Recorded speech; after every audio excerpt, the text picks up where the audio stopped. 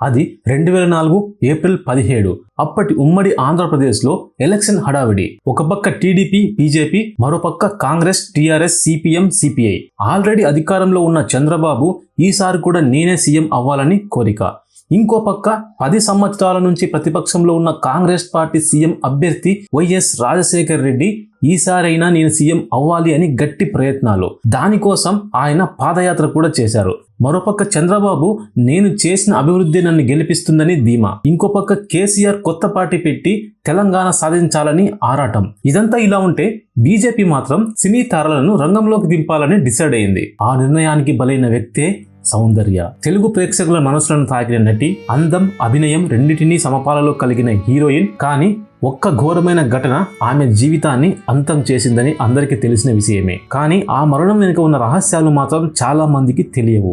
ఈ రోజు మనం మాట్లాడుకోబోయేది ఆమె జీవితం, ఆమె విజయగాథ మరియు ఆమె మరణ రహస్యం గురించి. సౌందర్య గారు జూలై 18, 1972లో కర్ణాటకలోని కోలార్ జిల్లాలోని ముళబాగిలు అనే పట్టణంలో జన్మించారు. కానీ ఆమె పెరిగింది మాత్రం బెంగళూరులో. డాక్టర్ కావాలన్న కలలతో చిన్నతనంలో చదువు ముందుకు సాగించిన సినిమాల్లో అవకాశం రావడంతో ఆమె జీవితం ఒక్కసారిగా మారిపోయింది. 1992లో కన్నడ సినిమాలో హీరోయిన్గా ఎంట్రీ ఇచ్చిన ఆమె కన్నడలో సరైన గుర్తింపు రాకపోవడంతో తెలుగులో ఆమె అదృష్టాన్ని పరీక్షించుకోవాలని అనుకున్నారు.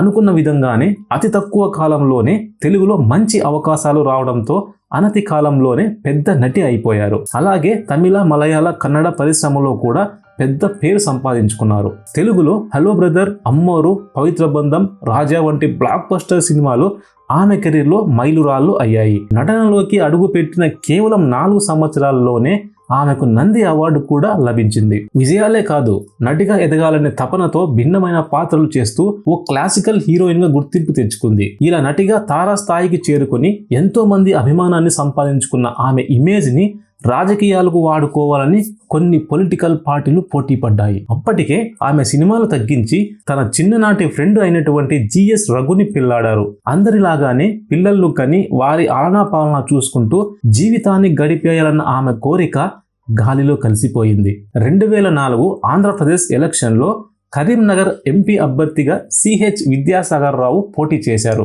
ఆయనకు మద్దతుగా సౌందర్య ప్రచారం చేయాలని అధిష్టానం నిర్ణయించింది. ఆమె అప్పటికే బీజేపీలో చేరారు. ఏప్రిల్ 17 శనివారం ఎన్నికల ప్రచారంలో భాగంగా కరీంనగర్ వెళ్లాలని అనుకున్నారు. సౌందర్య, ఆమె అన్నయ్య అమర్నాథ్, వదిన నిర్మల, అలాగే మేనకోడలు, అలాగే తన అన్నయ్య బాల్య స్నేహితుడు కదం రమేష్ వీళ్ళందరూ కూడా బెంగళూరులో కారులో బయలుదేరారు. ఎంతో సరదాగా కబుర్లు చెప్పుకుంటూ సౌందర్య ఫ్యూచర్ ప్లాన్స్ గురించి చర్చించుకుంటూ ఎయిర్పోర్ట్కి బయలుదేరారు. అప్పటి వరకు ఎంతో సరదాగా కబుర్లు చెప్పుకుంటూ నవ్వుకుంటూ ఎంతో ఉల్లాసంగా సాగిన ఆ ప్రయాణం అదే వారి చివరి ప్రయాణం అని ఆమె ఊహించి ఉండదు. మేనకోడలు బుగ్గ మీద ముద్దు పెట్టి ఇక వెళ్ళొస్తా అన్న ఆవిడ నిజంగానే తిరిగి రాని లోకాలకి వెళ్ళబోతోందని అక్కడ ఉన్నవారు ఎవ్వరు ఊహించి ఉండరు.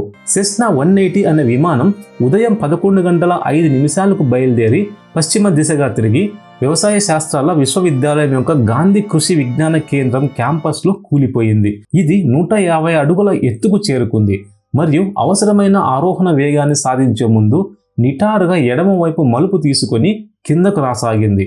అందులో ఉన్నవారు ఒక్కటే అరుపులు, కేకలు, కాపాడండి అని. డోర్స్ ఓపెన్ చేసి కిందకు దూకడానికి కూడా ప్రయత్నం చేసినా లాభం లేకుండా పోయింది. అప్పటికే విమానంలో మంటలు చెలరేగాయని అక్కడ చూసిన కొంతమంది చెప్పారు. దాంతో అది నేరుగా నేలకు ఢీకొట్టడంతో ఒక్కసారిగా పేలిపోయింది. అంతే.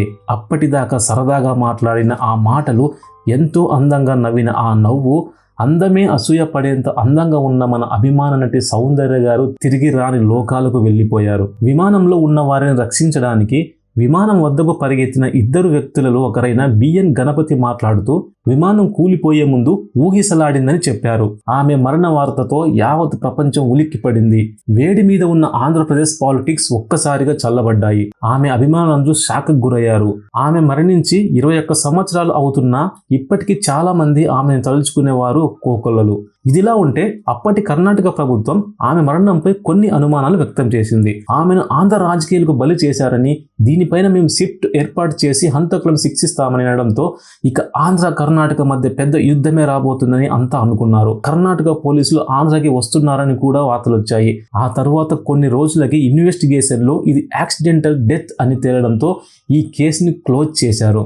ఆమె మరణించిన 21 సంవత్సరాల తర్వాత ఆమె మరణం ప్రమాదవశాత్తు జరిగినది కాదని, ప్రణాళికాబద్ధమైన హత్య అని పేర్కొంటూ కొత్త ఆరోపణలు వెలువడ్డాయి. సౌందర్య మరణంలో ప్రముఖ టాలీవుడ్ నటుడు మోహన్ బాబు ప్రమేయం ఉందని ఆరోపిస్తూ గట్ల చిట్టిబాబు అనే వ్యక్తి తెలంగాణలోని ఖమ్మం జిల్లాలో ఫిర్యాదు చేశారు. ఫిర్యాదు ప్రకారం సౌందర్య శంషాబాద్ ప్రాంతంలోని జల్పల్లిలో 6 ఎకరాల భూమిని కొనుగోలు చేసింది.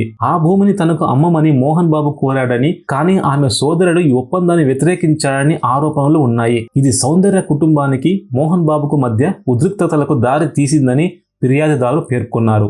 ఏది ఏమైనా మనం ఓ మంచి నటిని కోల్పోయాం. చనిపోయిన వాళ్ళు మనలో ఎప్పటికీ బ్రతికే ఉంటారు, వారి జ్ఞాపకాల రూపంలో.